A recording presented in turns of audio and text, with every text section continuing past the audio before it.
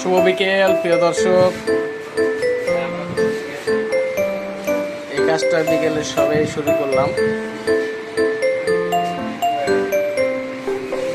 কাজটা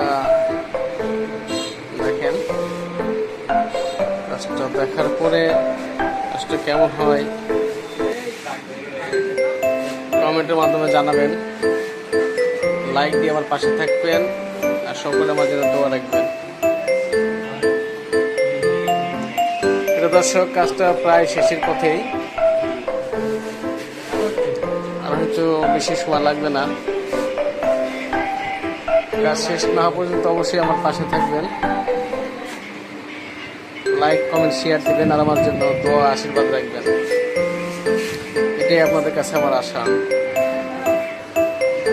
কাজ কেমন হয়েছে? পছন্দ হয়েছে?